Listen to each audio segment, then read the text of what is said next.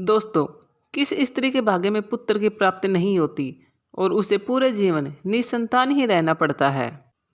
और वह कौन सी स्त्री है जो पति के होते हुए भी एक दुखी जीवन जीती है और उसे अपने जीवन में कभी सुख की प्राप्ति नहीं होती?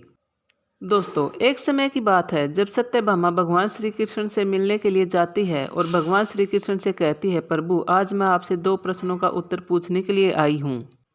तो भगवान श्री कृष्ण कहते हैं, हे देवी, तुम निश्चिंत होकर अपने दोनों प्रश्नों को मुझे बताओ, मैं तुम्हारे प्रश्नों का उत्तर अवश्य दूंगा।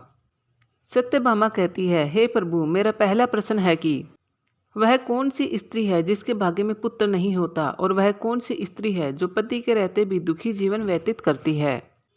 भगवान श्री कृष्ण सत्यभामा के दोनों प्रश्नों को सुनकर मुस्कुराते हुए बोले, हे देवी, तुम्हें एक कथा सुनाता हूँ जिसे सुनकर आपको दोनों प्रश्नों का उत्तर मिल जाएगा।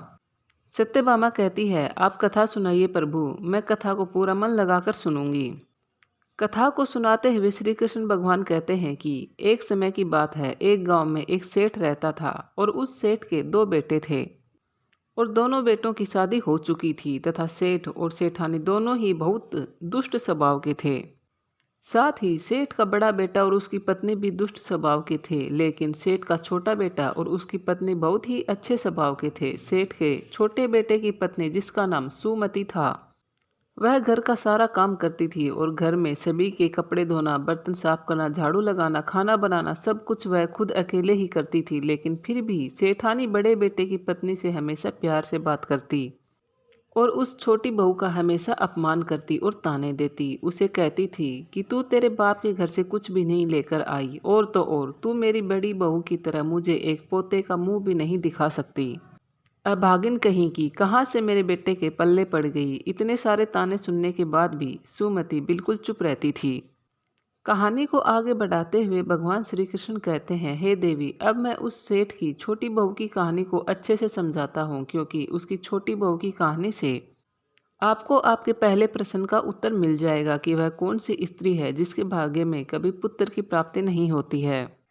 सेठानी पहले से ही बड़े ही दुष्ट स्वभाव की स्त्री थी और उसके दुष्ट स्वभाव के कारण वह घर के सभी लोगों को दुखी रखती थी। वह अपनी छोटी बहू सुमति को सबसे ज़्यादा परेशान करती थी। उसको परेशान करके सेठानी खुद को बहुत ही आनंदित महसूस करती थी। वह बेचारी सुमति घर का सारा काम करती थी, फिर भी सेठानी उसे बहुत परेशान करती थी। वह कितना ही घर का काम कर ले, पर सेठानी हमेशा उसे ही डांटती रहती थी। एक दिन जब सुमति बर्तन साफ कर रही थी तो सेठानी बोली, इतनी देर हो गई है, तू अभी तक बर्तन साफ नहीं कर पाई। मैं मंदिर जा रही हूँ, जब तक मैं वहाँ से आऊँ तब तक खाना बन जाना चाहिए, आते ही मैं खाना खाऊंगी। फिर वह बेचारी समूती बर्तन साफ करके खाना बनाने में लग गई और खाना बनाते समय वह मन में सोच रही थी कि मैं घर का इतना काम करती हूँ, फिर भी मेरी सास मुझे ही क्यों डांटती रहती है और हमेशा परेशान करती रहती है। कभी प्रेम से बात नहीं करती और घर का सारा मुझसे ही करवाती है। सुमति यह सब सोच ही रही थी, तभी दरवाज़ा खटखटाने की आवाज़ आई। तो उसने सोचा अभी तो खाना तैयार भी नहीं हुआ और लगता है मेरी सासू माँ आज बहुत जल्दी मंदिर से लौट आई हैं। फिर सुमति दरवाजे के पास गई और दरवाज़ा खोला तो उसने देखा कि दरवाजे के बाहर एक साधु महाराज खड़े हैं। फिर वह साधु महाराज सुमति से कहते हैं, बेटी मुझे कुछ भोजन दे दो, मुझे बहुत जोर की भूख लगी है। तो सुमति बोली, महाराज मैं आपको भोजन तो दे देती, पर मेरी सास बहुत ही दुष्ट स्वभाव की है, वह मुझे बहुत तेज डांटेंगी और अभी वह मंदिर गई हैं। वो मंदिर से आती ही होंगी, यदि वह इसी समय आ गई जो आपको भोजन कराते देख लिया तो वह मुझे बहुत मारेंगी, इसलिए मैं आपको भोजन नहीं करा सकती। तो साधु बोला, बेटी थोड़ा सा ही भोजन करा दो, मैं सुबह से कुछ भी नहीं खाया है। साधु की यह बात सुनकर सुमति को दया आ जाती है और वह साधु से बोली, महाराज आप अंदर आ जाइए, मैं आपको भोजन करा देती हूँ। फिर वह साधु अंदर आ जाते हैं और सुमति उनको भोजन देती है और साधु अभी भोजन कर ही रहे थे कि अचानक सुमति की सास मंदिर से घर आ जाती है और उस साधु को भोजन करते देखकर बोली, यह मेरा घर है, कोई धर्मशाला नहीं जो हर कोई यहाँ आकर भोजन करके चला जाए। और तुमने इस साधु को भोजन क्यों दिया? क्या अनाज मुफ्त में आता है जो हर किसी को अपने घर में बैठकर खिलाती रहती हो? खुद तो अपने बाप के घर से खाली हाथ यहाँ पर आकर रहने लग गई और मेरे घर को धर्मशाला समझकर खाली करने को लगी हुई हो। इतना कहकर उस साधु को धक्का मारकर अपने घर से बाहर निकाल दिया और उसका खाना उठाकर फेंक दिया। फिर सुमति से कहने लगी, तूने इस साधु को भोजन क्यों कराया? अनाज कितना महंगा आता है, तुझे पता नहीं अब घर में लोग क्या खाएंगे? तो सुमति डरते हुए बोली, साधु बहुत भूखा था इसलिए मैंने उसे भोजन दे दिया था और उसे अपने हिस्से का भोजन दिया है, इसलिए आज मैं भोजन नहीं करूंगी। इतना गुस्सा क्यों होती हो माँ जी? भोजन तो मैंने उसे अपने हिस्से का दे दिया ना।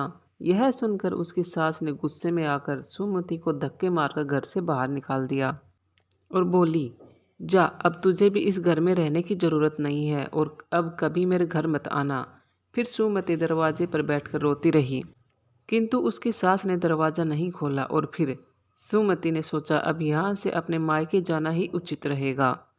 वह अपने मायके जाने के लिए उठी। वह यह सोचते हुए जा रही थी कि अब वह कभी अपने ससुराल वापस नहीं आएगी। मायके जाने वाले रास्ते के बीच में एक घना जंगल पड़ता था। सुमति भूखी प्यासी अपने मायके जा रही थी, तभी बारिश होने लगी। फिर सुमति वहीं जंगल में एक पेड़ के नीचे बैठ जाती है, लेकिन फिर भी बारिश की बूंदें उसके ऊपर गिरती रहती हैं और वह भीगने लगती है। तो उसे एक और पेड़ दिखाई दिया जो काफ़ी बड़ा था, तो वह बारिश से बचने के लिए उस पेड़ के नीचे जाकर बैठ गई और रोने लगी। तभी वही साधु मिले और साधु ने कहा, बेटी तुम क्यों रो रही हो? तो सुमति ने साधु को सारी बात बताई। तो साधु ने कहा, वह लोग तुम्हें इसलिए परेशान करते हैं क्योंकि तुम्हें अभी तक पुत्र की प्राप्ति नहीं हुई है, लेकिन तुम चिंता मत करो, मैं तुम्हें एक पर्ची देता हूँ जिसमें पुत्र प्राप्ति का उपाय लिखा है। फिर साधु ने उसे एक पर्ची दी और कहा, इसमें लिखे उपाय को यदि तुम पूरी निष्ठा से करोगी तो तुम्हें पुत्र की प्राप्ति अवश्य होगी। फिर इतना कहकर वह साधु वहाँ से चले गए। फिर सुमति अपने मन में सोचने लगी, यदि मुझे भी पुत्र हो जाएगा तो मुझे भी ससुराल में बहुत सम्मान मिलेगा और मेरी सास मेरी बहुत इज्जत करेगी। अब तक बारिश बंद हो चुकी थी। सुमति ने पर्ची खोली और पढ़ा तो उसमें लिखा था, पुत्र प्राप्ति के लिए स्त्री को हमेशा अपने पति के बाईं ओर सोना चाहिए। और पर्ची में आगे लिखा था कि मासिक धर्म शुरू होने के प्रथम 4 दिवस में स्त्री और पुरुष के मिलन से पुरुष रोग प्राप्ति होती है, इसलिए मासिक धर्म के प्रथम 4 दिन में पति पत्नी को नहीं मिलना चाहिए। तथा मासिक धर्म के 5वें दिन मिलन से कन्या की प्राप्ति होती है और 6ठे दिन मिलन से पुत्र की प्राप्ति होती है और 7वें दिन मिलन से बंध्या पुत्री की प्राप्ति होती है। तथा मासिक धर्म की 10वीं रात्रि में मिलन करने से अति श्रेष्ठ पुत्र की प्राप्ति होती है। और फिर उस पर्ची में लिखी सारी बातें पढ़कर सुमति अपने मन में सोचने लगी, अब मैं इसी जंगल में रहूंगी। फिर वह जंगल में ही कुटिया बनाकर रहने लगी और फिर उसका पति उसे ढूंढते हुए उसी जंगल में सुमति के पास पहुंचा और उससे कहा, तुम घर चलो। तो सुमति ने उस पर्ची वाली सारी बात अपने पति को बताई और कहा, अब मैं यहीं रहूंगी जब तक मुझे पुत्र की प्राप्ति नहीं हो जाती। यह सुनकर उसका पति भी उसी के साथ जंगल में रहने लगता है। और फिर सुमति ने अपने मासिक धर्म के दौरान मासिक धर्म की 10वीं रात्रि में अपने पति के साथ मिलन किया और वह गर्भवती हो गई। फिर सुबह स्नान करके सुमति पूजा पाठ करने के लिए बैठ गई। तभी उसका पति लकड़ी काटने के लिए चला गया और फिर अचानक भयंकर तूफान आया जिससे उसकी झोपड़ी उड़ गई और भारी बारिश होने लगी।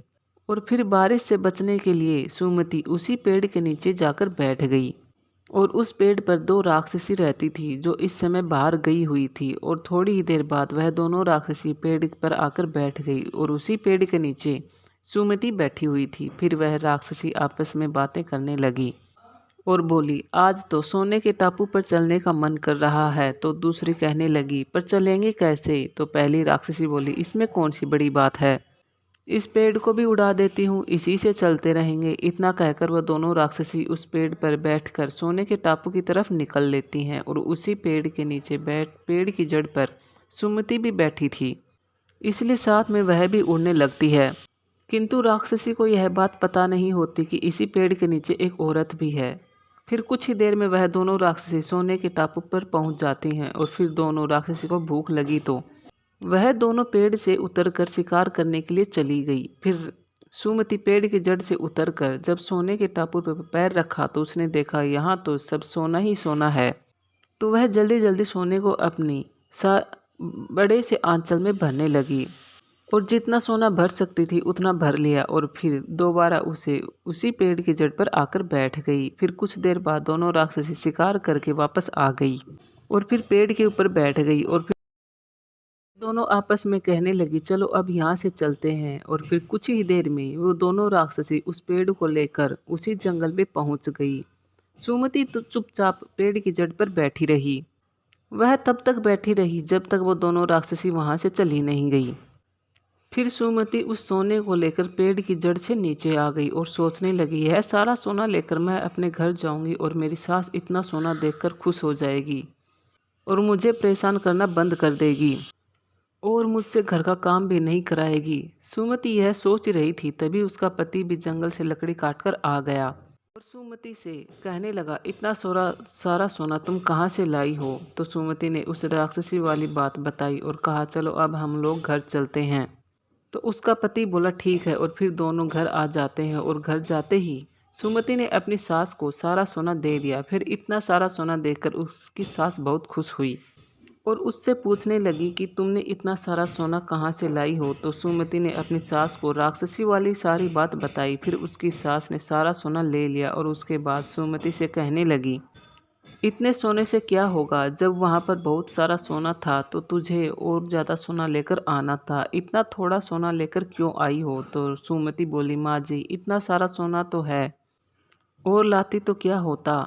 उसकी सास बोली, तुझे और ज़्यादा सोना लाना चाहिए था जिससे हमारी 7 पीढ़ियाँ बैठकर खाती, फिर भी सोना ख़त्म ना होता।